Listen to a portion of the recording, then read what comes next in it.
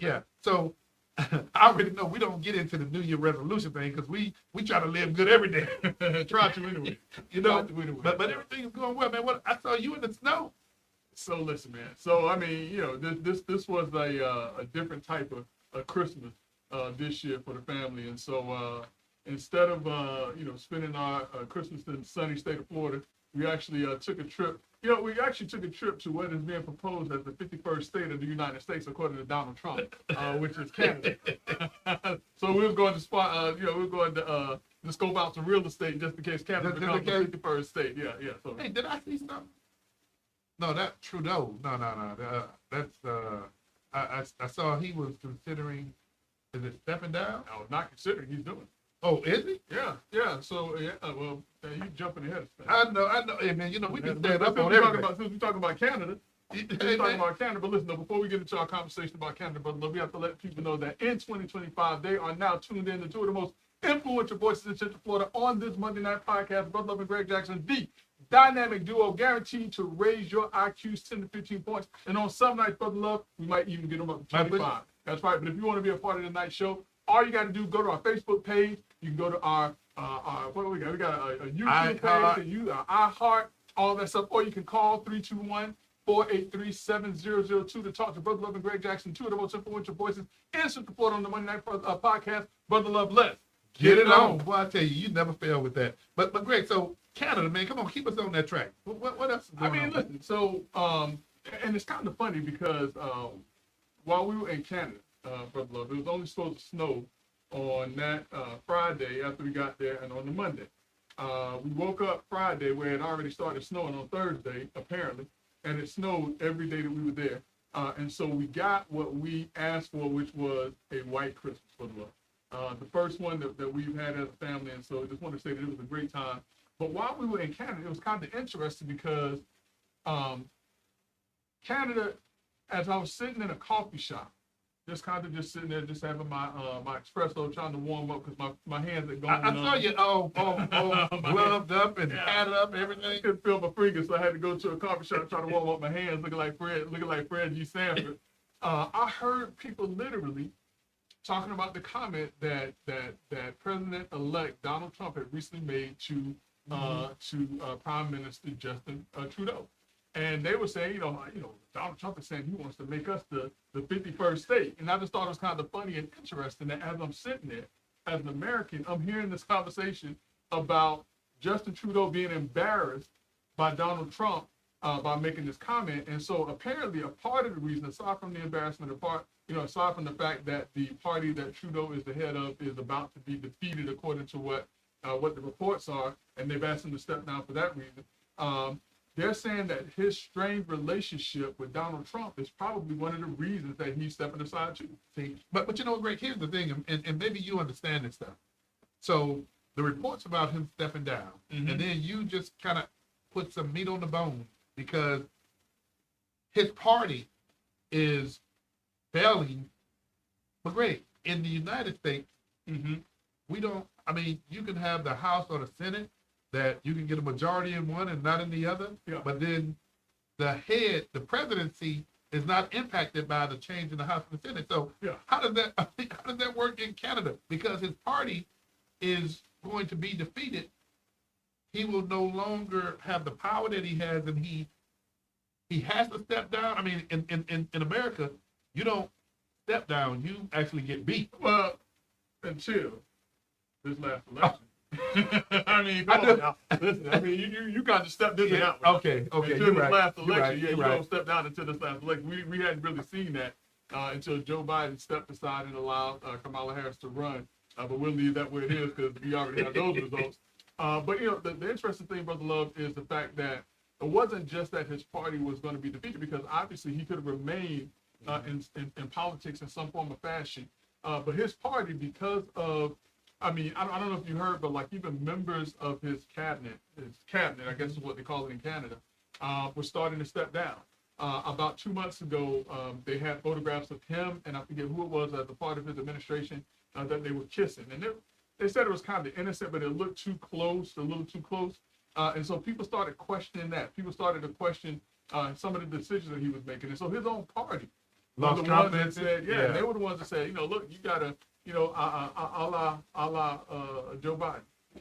So Canada pulled the Joe Biden on Justin Trudeau.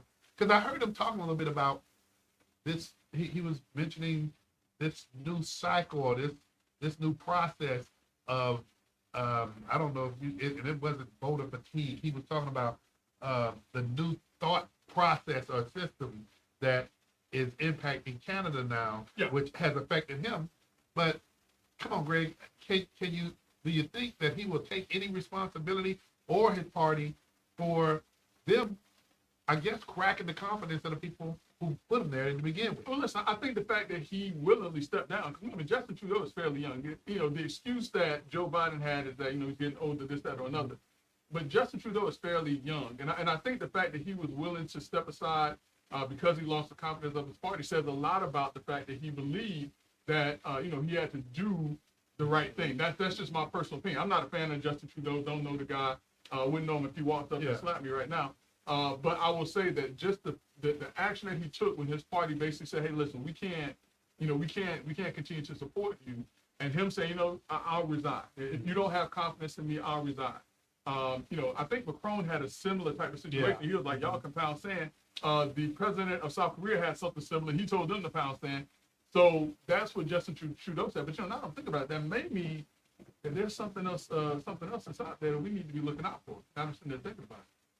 I mean, think about it. Why would you relinquish power? Yeah, let me step down from power. Listen, let's talk nation. We're gonna have to think this thing through just a little bit, because this may have some further implications that we just haven't really thought about, because as we're talking it through, it's like, wait a minute, this is a young guy. Nobody gives up influence and power like that. And Greg, you're on to something from the perspective that, you know what, it always comes out in the wash. It may not be, we may not know now, and we may not know tomorrow. Yeah. But it'll show itself. It'll reveal itself. No, absolutely. But look, before we move on, let me just take a moment to pause. I see that a friend of mine, one of my ad hoc mentors, when I was a defense attorney, has joined us tonight. I don't know where he is in the world, but I just want to say hello to John Morrow. Thank you for joining us. John Morrow is probably one of the most blunt, straightforward people that you ever want to meet.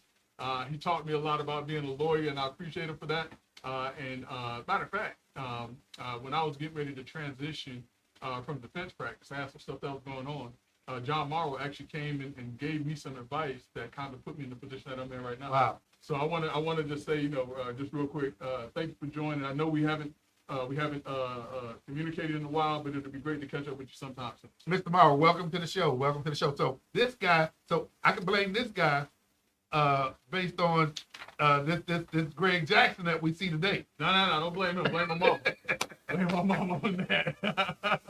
You gotta blame my mama on that. No. Yeah, but in all seriousness, boy, some of that tenacity that we've seen how you navigate. So he has some of those puzzle pieces, if you would. Listen, man, board certified trial lawyer.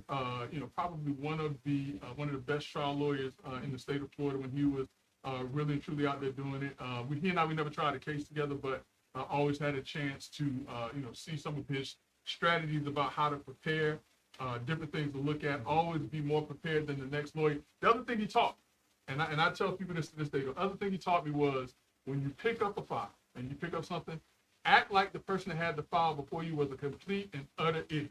And that means you will never make any mistakes. Listen, and apply that to life. Yeah. When you walk into a situation, whether you are becoming a manager, a supervisor, whatever that you're stepping into, pretend like the person before you, no matter who it is. Pretend like the person that was there before you was a complete and utter idiot, that you got to clean up their mess, and you will do a fabulous job. Guaranteed fabulous job. Words to make you better. Words to make you better. Absolutely. But listen, Brother Love, as we kind of transition, and we're talking about Justin Trudeau, we're talking about Donald Trump and their interactions over the last couple of weeks. One of the things that we have to talk about right now is the fact that today, January 6th, 4 years to the day of the J6 riots, Donald J. Trump, became certified as the president of these United States. The Senate or Congress, they certified the election. Today, yeah. Hey, but Greg, let me ask you this question.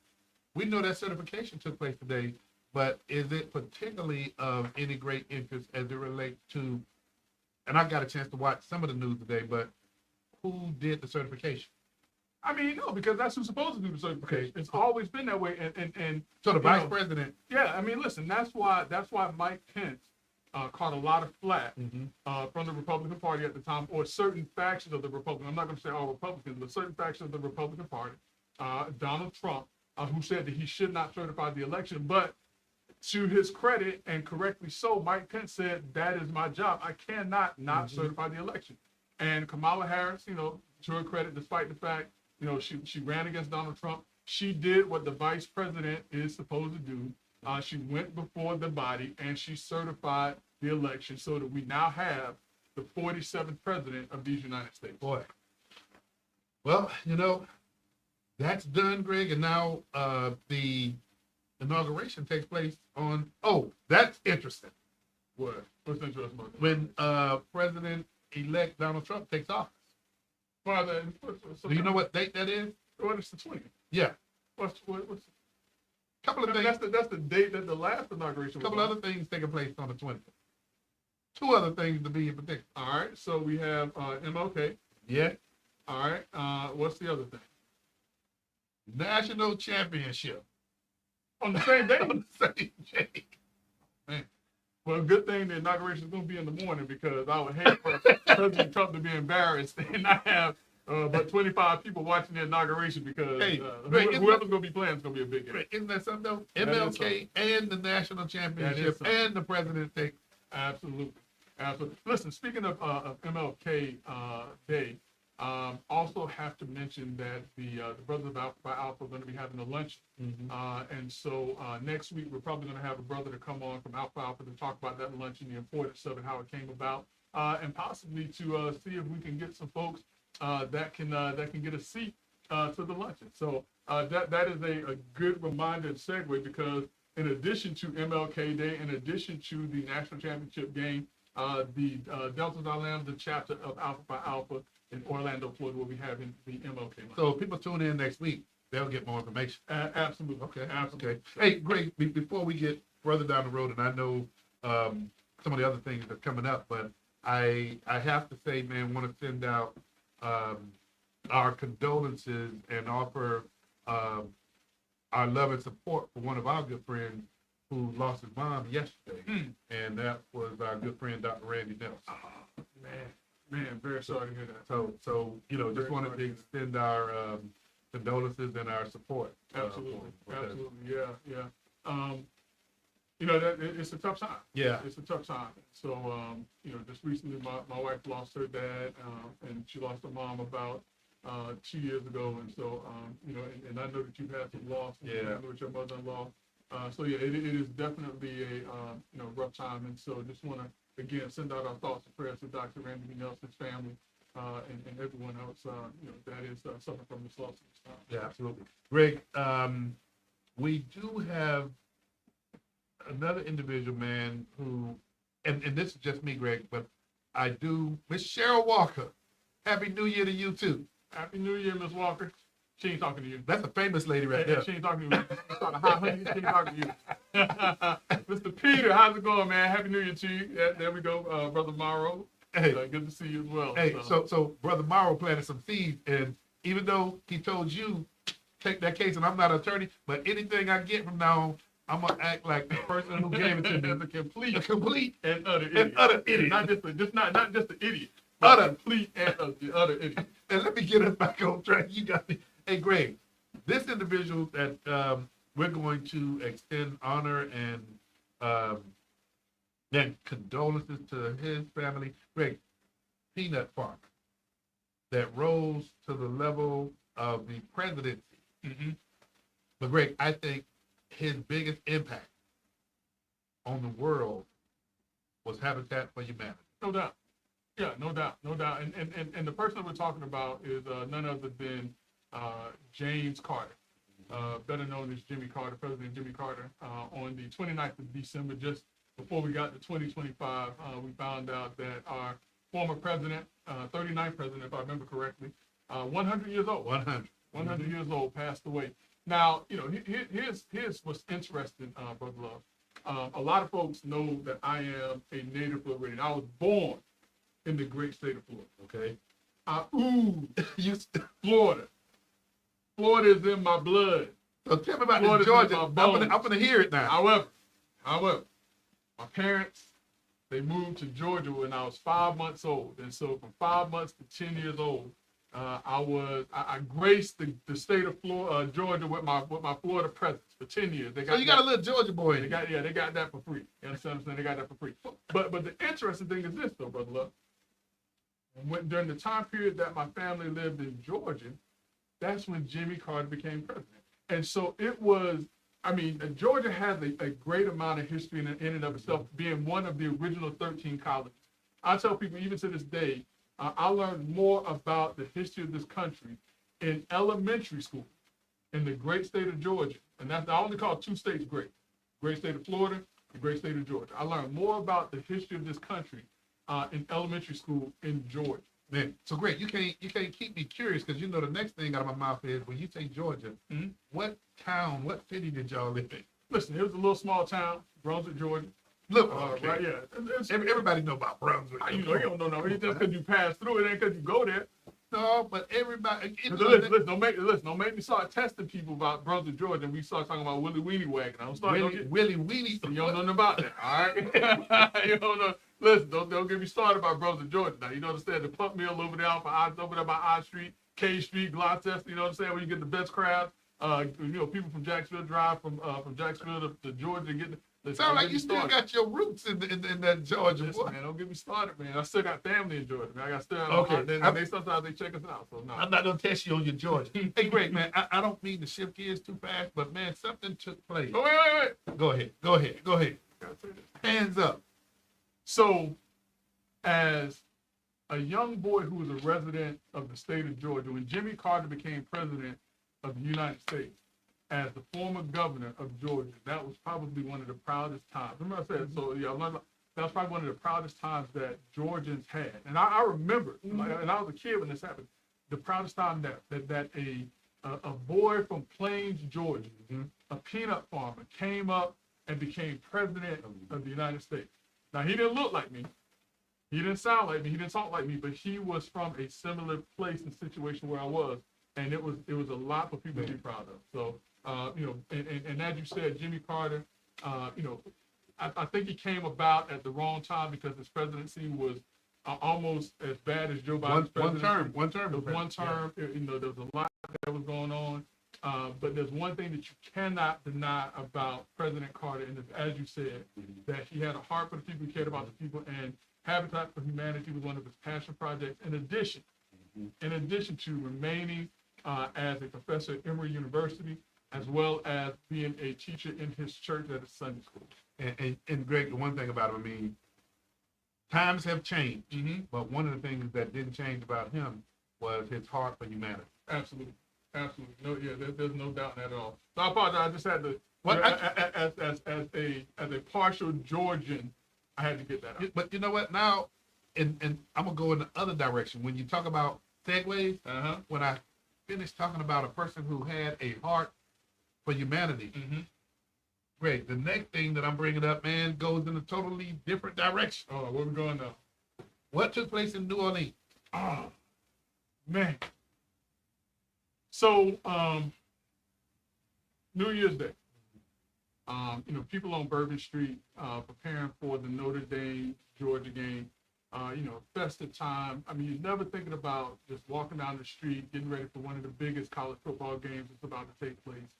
And you have this idiot, Brother Love, who decides that this day, that particular day was the day that he was going to enact a terrorist act on this country. Although it happened in New Orleans on Bourbon Street, this was clearly an attack on the American people. And what we now know and what we've learned from the FBI investigating this guy, and when we get to people like this, we don't even mention their names. We don't even want to give them notoriety that way, but we'll mention the situation only because of the individuals who were affected by it, the families that have been affected by it, those who have died as a result of this idiot's action. But we now know that this guy was radicalized and he claimed to be a member of ISIS. That's scary for a couple of different reasons. coming off of one of the time periods where we've had the highest rate of immigrants or illegal immigrants coming into this country, and there being indications that there are people from ISIS that were coming into this country through the southern borders. No fault to Mexico, no fault to people from Mexico, find people who want to come, want to work, as long as you do it the right way. But you have people who were in those groups who were coming in intending to do Americans and to do this country harm. And it appears that this guy, in some form or fashion, was radicalized by ISIS. He took a trip in 2023 to Cairo, Egypt, which we know now that a number of the hijackers of the planes on 9/11 were from Egypt, or that they originated, or that they flew or came out of Egypt. He then, unfortunately, went to Ontario, Canada, where there have been noted some factions. Hey, Greg, this was a United States citizen too, right? This was a United States citizen. Did he have any? Did I see it right? Was he former? That's the other guy. Okay. That's the other guy, because something else happened on New Year's Day in Las Vegas. Okay. Now, both of these guys, this guy ran a truck into a crowd of individuals on Bourbon Street at a time when people were celebrating. They're not thinking about anything other than having fun, having a good time. Now, you've been on Bourbon Street? Yeah. Listen, man, Bourbon Street is all about, and you can imagine. Having that's the fun. furthest Yeah. thing people do. And in addition to ramming his vehicle into a crowd on Bourbon Street, killing 14 people, injuring some critically over 30 individuals, it has come out that he also had placed homemade bombs in coolers and sites along Bourbon Street that was supposed to detonate at the same time that did not detonate. So this, as you said, brother, we go from one end of the spectrum, talking about, a great man in Jimmy Carter, to talking about this absolute idiot. Brother Jackson, here's something, and I know we both stay in the news and get our news from various locales, but there's multiple video of this guy pulling around these coolers. Yeah. And this thing, and you and I talked about it before, where this, and I don't want to call it a cliche, but the see something, say something. Mm-hmm. Now you have all the talking heads saying, now that they see this video from the different cams that were on Bourbon Street, and everybody clearly saw this guy pulling these coolers around. Listen, hindsight is 20/20 though. Yeah, but I will say it was so, when you look at those videos, and then you look at the people that are around him in this video, you know what stuck out to me? What's that? Nobody else was pulling around coolers. Listen, man, it's Bourbon Street. I know, It's Greg. Bourbon Street. It's one of those things that, man, if somebody's intent on doing something, but then think about, and I have to put this out there, think about those people who do make calls about something that's very, very suspicious. I mean, we probably will never hear about a lot of the things that are getting caught. That's a very true statement. That is a very true statement. And I mean, my understanding too is that that there was some indication that something was supposed to happen that day, or something was supposed to happen in New Orleans around that time. So there was some buzz anyway. Now, and the reason why I say, look, it's Bourbon Street. I don't want to, and you're right, see something, say something. People need to take that very seriously, but I don't want to put too much of the blame on the people that were around, because of this. Oh, and not doing that, but I also want to emphasize this. The minute something like this happens, we look and say, wasn't there something that law enforcement, and man, we don't know the half of the times that law enforcement does stop something that the public would never know about. Right, but here's the other thing too, and that's what I'm saying, is Bourbon Street. How many times have we been to, let's say you go to the class, somebody pulls out a cooler because they're selling soap. Yeah. You know what I'm saying? I mean, and that may be what's in people's minds. Oh, hey, this guy, he's going to set up, a little station where he's going to sell waters or do something like that. He did it at a time when people were relaxed. Yeah, you're right. The guards were down there relaxed on Bourbon Street. That is the furthest thing from anybody's mind, that somebody's going to come on Bourbon Street, detonate bombs, and run through a crowd in a truck. And thank goodness those bombs didn't go off. Oh yeah. Oh man, that would have been absolutely devastating. But one bomb did go off, Brother Love. And I believe that this is the other one that you're talking about. Like, this guy, he may have been former military too, but the other one happened in Las Vegas. And the irony of this, Brother Love, get this. And when I heard it, I was like, but what I've now heard is that the two weren't connected. And I don't know if the other was politically motivated, but then again, it may have been. I'm hearing two different things about that. But a Tesla truck was blown up in front of a Trump hotel in Las Vegas. Think about the irony of that. A Tesla truck, Elon Musk, connection now to Donald Trump, was blown up in front of a Trump hotel in Las Vegas, where, for the first time, Donald Trump or a Republican won that area. Yeah, yeah. And so the gentleman that did this act, thankfully, the only casualty in that particular case was him. But yeah, that was a bomb that detonated, and then apparently both of those gentlemen rented cars through Turo. But yeah, yeah. And Turo, you familiar with Turo? Yeah, yeah. Where it's this new, I guess, entrepreneur type of car rental that individuals can purchase cars themselves and rent them. I mean, it's not like you go into an Avis or Hertz. Right. Yeah. You go to a website. I actually have the app on my phone because there's sometimes you can get like some neat cars you can drive around. And so you go to this website, you go to the area where you want to rent a vehicle, and you pick out the vehicle, and you can rent it. The person will either bring it to you, or you have a designated location where you can pick up the vehicle from, and you just drive the car for a couple of hours or a couple of days. It's a great idea. It is the same idea and concept that has made Uber as successful as it is, and Grubhub and all the rest of them. But for rental cars. Well, I tell you what. Right now, the marketing and advertisement for that, because I think it's been in existence now a few years. Yeah, I know at least 2 years. I know that at least 2 years. So damage control is going into effect. But on the other side of that, with the Tesla truck, you see, soon as the media started advertising that it was a Tesla truck, Elon Musk threatened to sue them. so this is the guy that got the means to do it. Listen, I mean, the way that it was first portrayed. Oh yeah, it sounded as if a Tesla truck had blown up because of that malfunction. Oh, see, you know what I'm saying? Because when I kind of heard it first, I was like, it's got to be more to it than just a Tesla truck. It sounds, kind of funny. Yeah. So, yeah. So, but he got him straight though. He got him straight. Greg, I'm sorry, man, because I kind of stayed there a little bit longer. Hey, but one of the things we talked about, man, was the certification. But did we touch on the pardons and things of the nature yet? We have not, and I don't know.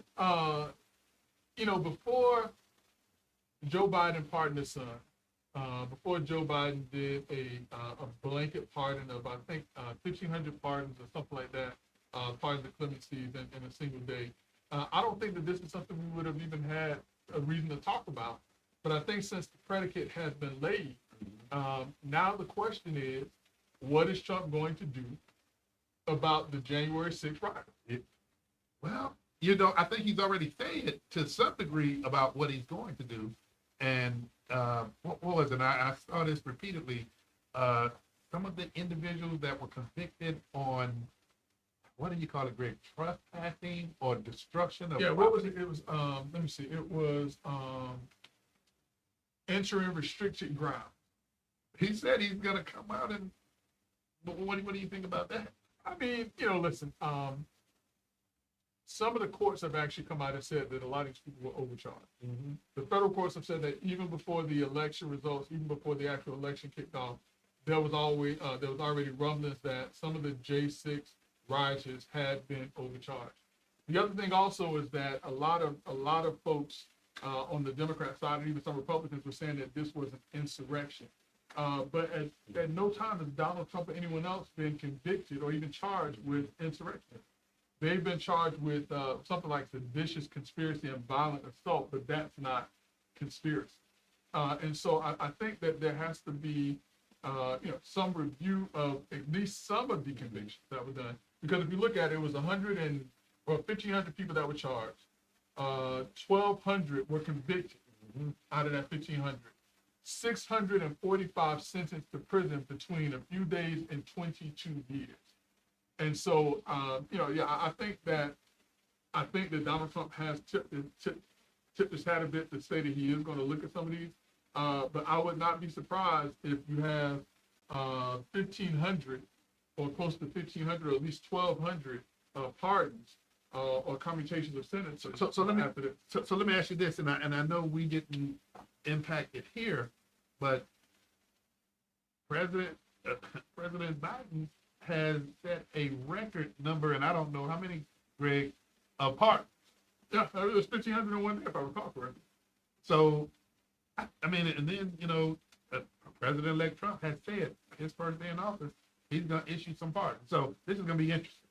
But this question I have, first day in office, should that be the first thing that he does? My opinion? Yeah. No, there's a lot of other precedents.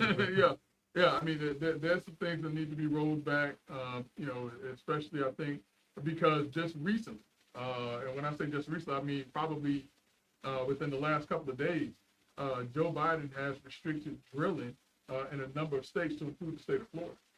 And so I think that any restrictions on the ability to drill for or to manufacture or to what's what I'm looking for? Produce oil, I guess. Produce manufacture. I think that those things should be looked at very. So let me ask you this, because you know how to navigate this stuff, Greg. So if President Biden has done that, that could only be done through an executive order in this short period of time. Right. So it really comes down to who's in position of power at the time, because on day one, that could be actually one of the items that could actually be reversed through an executive order. Right. And listen, I mean, most presidents do it anyways, and Joe Biden did it day one in office. He reversed a number of Trump, presidential executive orders. And so I can almost bet that this is more symbolic than anything else, because by the time the ink dries on the paper, Trump is going to be in office and reversing it anyways. So it shut down for a few days, and then a matter of hours, the oil is running again. Yeah, it'll be running back. So, Greg, let me ask you this, because a lot of people are asking this question. I mean, we've seen it all over the headlines. A New York judge is proceeding forward with the sentencing of President-elect Trump. And a lot of people don't know what that. I mean, when you hear sentencing, Greg, what does that mean to the everyday Joe citizen? I mean, in criminal cases, it is a determination on what the punishment will be for an individual being convicted of a crime. And as we know, unprecedented. This is unprecedented. The last 4 years have been unprecedented. But at the time, former President Donald Trump was convicted of 34 felonies. And that was a part of a hush money conviction in New York, having to do with properties and different things like that. And so what the judge has said and what Trump's lawyers tried to do is they were trying to say, well, listen, this either needs to be halted or delayed or just thrown out completely because he's now the president of the United States. And I think that Alvin Bragg, rightfully so, whether or not I agree with it or not, but rightfully so, argued that the presidential immunity is not to prevent sentencing, it's to prevent any prosecution of a sitting president. So I think he was right in saying, listen, that does not apply to the sentencing. But the sentencing, Brother Love, is symbolic and nothing more, because there's really not going to be any punishment that's going to be doled out. He's not going to be sentenced to any jail time. He's not going to be given any fines, and he's not going to be placed on probation. And that's been determined and said by the judge himself, because this is what they consider to be an unconditional charge. So again, symbolic, having no impact, but the other side of it is something else on the record. Right. But now, well, let me take a step back. What it does is also, it pretty much closes the case out in that court. It closes it out. And it allows Trump to continue with the appeals process. So it does that. But I mean, listen, if and I don't know how I feel about it. I mean, he's already been impeached twice. So it's like, and he's still president. He's already been convicted. He's still president. If they go through with the sentencing and it's a unconditional charge, who cares? Well, great. Let me rewind, because here's something. When you frame it up like that, here's something that I think people are glossing over and not getting their arms around it. But with everything else that has taken place, I'm gonna say this, and I don't want to oversimplify. Yeah. But you talk about an individual who won the electoral votes, and he also won the popular vote. First time it's been done in I think 3 decades. So great. My point is, I think the American people have spoken. Yeah, I mean, but the jury spoke too now. Who won? The jury spoke in that courtroom. That's what I'm Yeah, talking oh, about. yeah, He's not the yeah, American, but yeah, listen, but- you know, you gotta. I get it, I Like it get or it. not, the jury spoke. They said that he was, guilty of this. The judge says he has an obligation to sentence, and that's what he's gonna do. But like I said, at the end of the day, it's an unconditional charge. No jail time, no fine, no probation, just something on paper that says that you were convicted and your sentence is an unconditional charge. And I get it, man. And now I was going to go to the next topic, but I'm not. I get it, Greg. But again, when I think about winning the popular vote and winning, I mean, and you mentioned it, never been done before. I'm thinking, and here's some of the conversations, the water cooler conversations that have taken place, and the water cooler conversations were along the lines of, in totality, America was dealing with, hey, y'all not saying what I want to hear when it relates to undocumented immigrants. What are you going to do about the border? Americans were having more conversation about their pocketbook, and those were the issues that were important to America. I mean, and then one of the other topics, I'm not going to gloss over. One of the topics that related to, and how else do I need to say this, but being in women's sports, biological men in women's sports. Mm-hmm. I mean, to me, Greg, those were some of the resounding issues that people across America were saying, hey, look, y'all talking about everything else. You're not talking about the things I care about the most. And so, again, you mentioned it, and I agree with you, the jury spoke. But, man, I'm looking at the rest of the United States. So now, let's talk about this popular vote thing. Okay. All right, let's talk about this. Popular vote is not the Saddam Hussein popular vote where he got 99% of the vote. Okay. Popular vote, he got 70 million votes. He didn't get 60 million votes. Mm-hmm. So you're still talking about almost half of America who wasn't rocking with Trump. I got you. And part of that half is even in the party that he's in. And there are a number of people in the Republican Party who said that they didn't want to vote for Trump because he was a convicted felon. Now, listen, when we talk about the prosecution of the case, I thought it was messed up. And I've made this very clear. I thought it was messed up anyway. But I think that in this case, when the jury has spoken and the judge has his role of what he has to do, just like with Kamala Harris. I got you. Kamala Harris has a role. And Mike Pence had his role. If you got up there and did anything different, then you're not serving your purpose. Now, I think that judge should have been recused.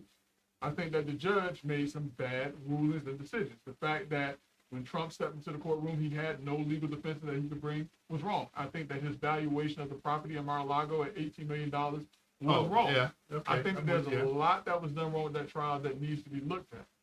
But from the standpoint of the sentencing, let it go forward, continue to appeal it, and I think that it'll come out in the wash. But again, at the end of the day, it doesn't mean anything. What's Morrow's first name? John. John. See, I'm going to go back. John, you taught Greg something real good, and now I'm going to go ahead and, Greg, something that you taught me. What's that? Because I heard what you said, Mm-hmm. and I listened. You learned to teach me. Listen, man, listen. That's why you have 2 ears and 1 mouth. All right, Morrow, here's something that Greg taught me. I hear what you said about the popular vote, but I also know something that Attorney Greg Jackson taught me. The popular vote is still the popular vote, right? Oh, no doubt. No doubt. And he won the popular vote. And I hear what you're saying when you look at the numbers, but he still won the popular vote. Come on, I'm even go Dr. Nelson on it.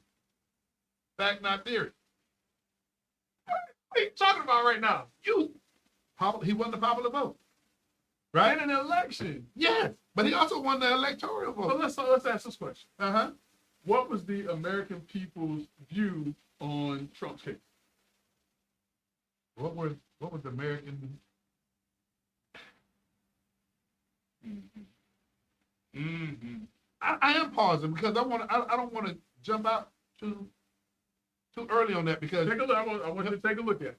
okay. Now, while a number of people said that that it was political prosecution, Correct. that it was a weaponization of the Justice Department, there were a number of people that said that if he did something wrong, he needed to be held accountable. You're right. But now since, because I wanted to pace myself and process, going to the Greg Jackson School again, by the way. All right, we welcome you. You said, what did the American people think What about? was their view? What was their view? view? Yeah. Now, I'm going to tell you from the folks that I engage with quite a bit, the view has been similar, if not the same, as what's taking place with somebody who withdrew from the Attorney General's race, and that is influence and privilege has its place. I'm going to say that again, Greg. Influence and privilege. Now, a lot of folks, Greg, were saying these cases, if that had been anybody else, we wouldn't be sitting here having that conversation. Listen, I'm not arguing with you on that. But We were there. We were there. The judicial system had to run its course. He was in he was in front of a jury of his peers in New York City, albeit, and that was the determination by a jury of his peers. I'm with you. I don't think you are. I don't think you are. I am though.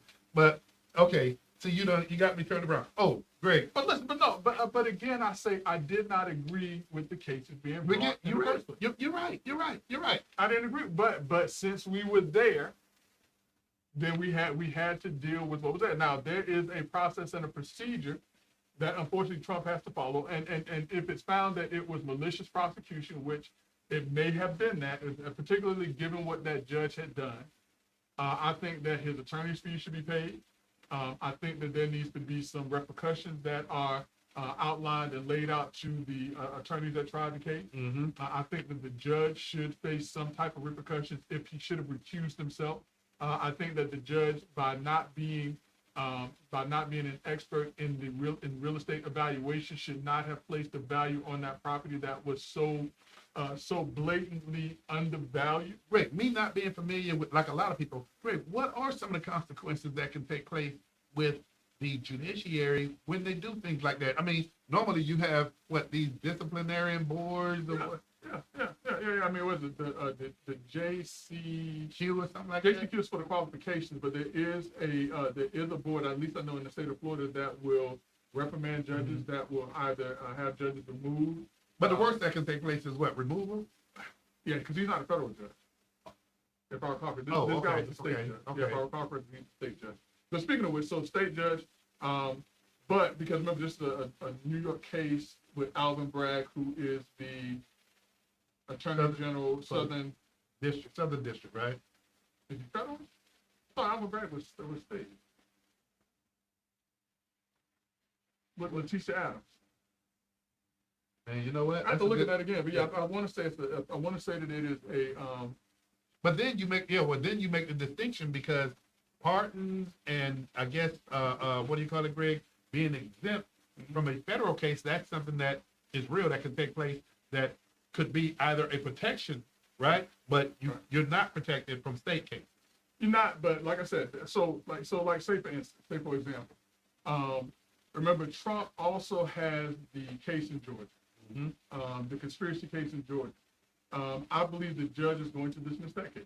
Now, I think the judge is going to dismiss it for a couple of different reasons. The election tampering case, the racketeering case, what it is. And while there is no state immunity for a presidential candidate, I think that what state wants to be the state that prosecutes a sitting president or anything like that? I mean, and I know they did it to a former president when Trump was a former president, but what state really truly wants to be in that position?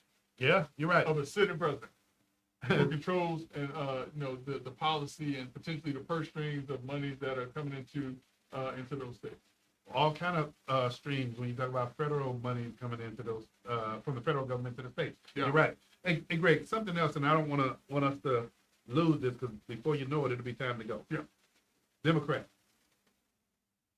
What's going to take place or what do you anticipate? I know, your crystal ball works sometimes, but the next 2 to 4 years, what's going to be taking place, man? What do you think? What do you think they have to do? Yeah. Democrats got to do some soul searching, Brother Love. They got to do some soul searching. There has to be some efforts to find a real leader of the Democratic Party. Because quite honestly, quite frankly, I don't think that Kamala Harris is it. As much as she was put in front of the Democrats to say, this is one for us, you still have to remember that during the 2020 election cycle, she did not even make it out of the primary. Mm-hmm. She was the first one off the stage. First one off the stage. Even after she lost this race, there were people saying that she should resign from politics permanently. But there is some discussion and some talks about her potentially being the candidate in 2028.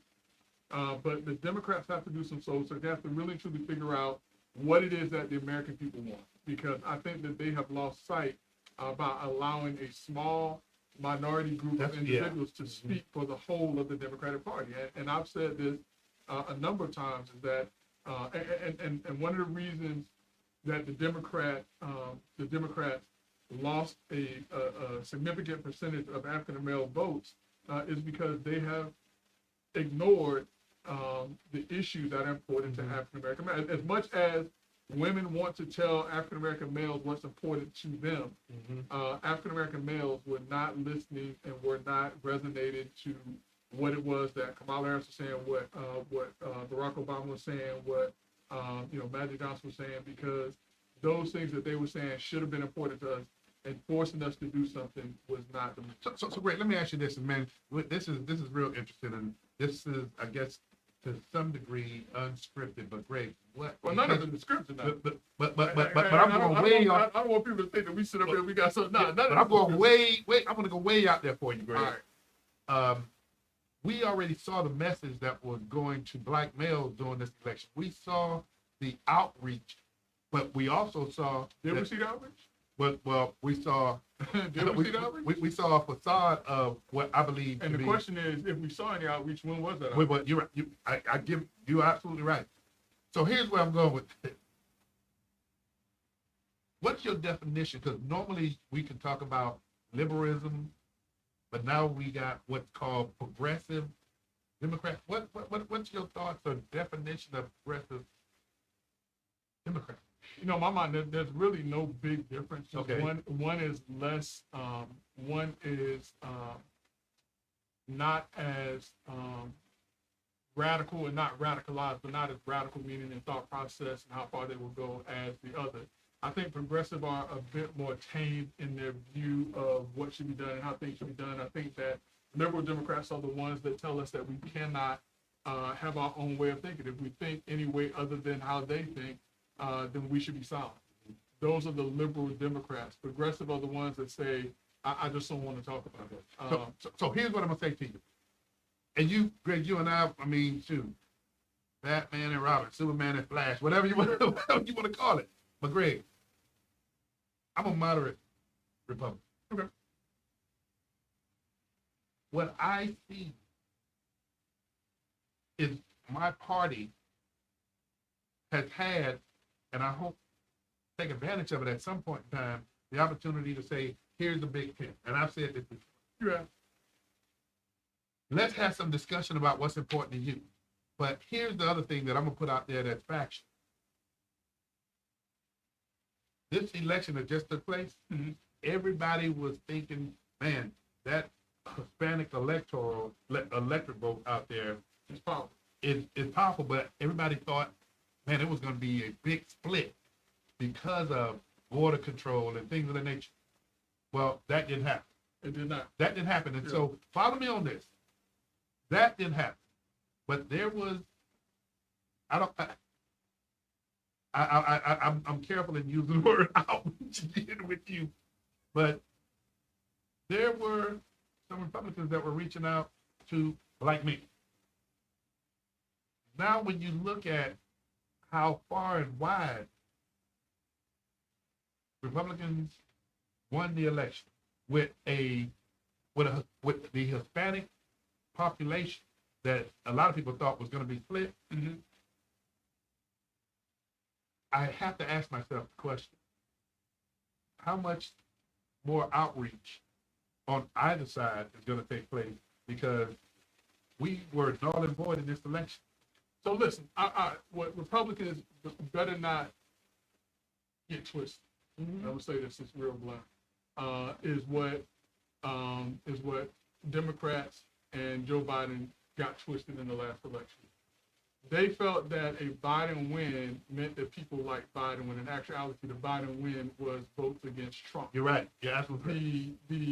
The win of for Donald Trump was not everyone voting for Donald Trump, but also an indication of people voting against the Democratic Party. I'm not going to even say against Kamala Harris.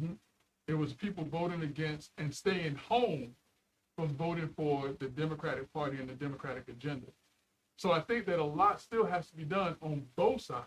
I think that if Democrats want to attract black males to continue to vote as Democrats, because although there were a number of black males who voted for Trump, I would dare say that the number of black male Republicans did not increase as much as the percentage of black male voters for Trump did. There were a number of black male Democratic voters who were voting for Trump, or that stayed home to not vote for the Democratic candidate in this particular case. And so what I'm saying is that I think that everyone has some work to do. I think the Democratic Party has some work to do to reassure African-American males that you hear what our issues and concerns are. But in the same respect, I think that Republicans need to understand that black men voting for Donald Trump does not mean that black men are going to now become Republicans if we don't see something that shows that you understand our situations and what's important to us. I agree, and I'll just put this little piece on it. I also believe that the African American community needs to put an emphasis on their interests, not color this thing. That, I mean, you have to acknowledge and admit, Greg, not color this thing to the point. You call me colored? Color this thing. You know what I'm talking about. But to say that's Republican for you. You gonna sit there and call me colored? Man, you better. Hey, you know the direction I'm going. But this is something that you and I have talked about for 8 years now. Yeah. The fact that the African American community needs to focus on what their interest is. And Greg, those interests aren't that far. But here's the problem, though. Here's the problem. Just like the Hispanic community, because remember, the Hispanics don't have a leader in the Hispanic Party.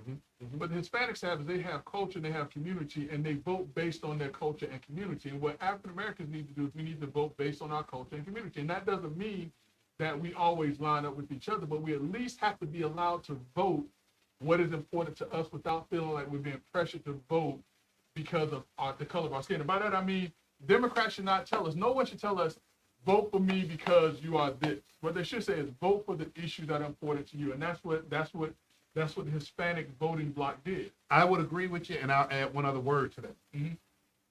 Accountability.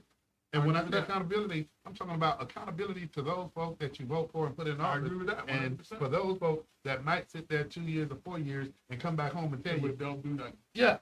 But listen, brother, we got to talk about something else real quick. But before we get to this next topic, because this is a great topic. But before we get to that topic, remember I told you I grew up in Brunswick, Georgia. I still got family in Brunswick, Georgia. And lo and behold, one of my aunts has joined us from Brunswick, Georgia. I'm not gonna call her name; she knows who she is.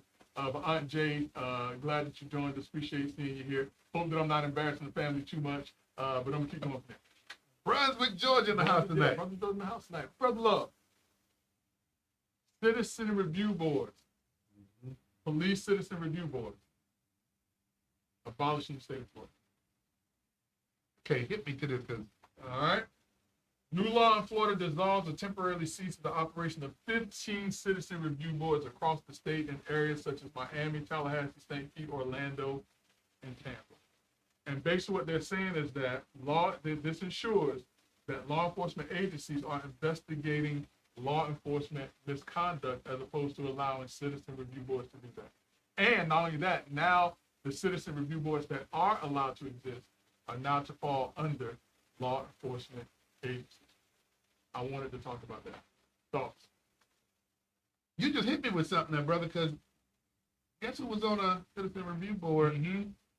15 17 years ago. That's why when this popped up, I was like, I wonder if Brother Love was aware of this. You caught me cold-feeted on this one, man. And here's the thing too. What they're saying is that this move, they're saying that this has been a move that's been taking place over recent years. Number one, HOAs are now required to allow law enforcement vehicles to be in the driveway. Remember, they were saying that you can't keep certain cars in the driveway as promoted or whatever.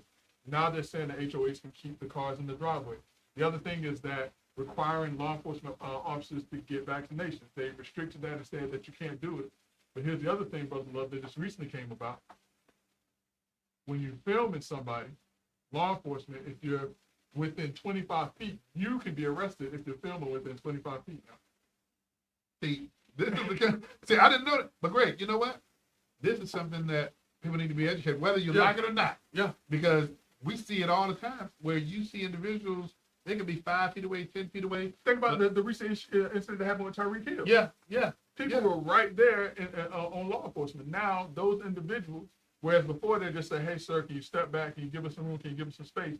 If they're within 25 feet recording law enforcement, they can be arrested. But let's go back to the original question. Citizen Review Board. Ceasing operation temporarily or dissolved altogether. Greg, you know something that we've been involved in with community engagement, relationship building with law enforcement and communities. I mean, I'm gonna just say without fully, because you hit me with something.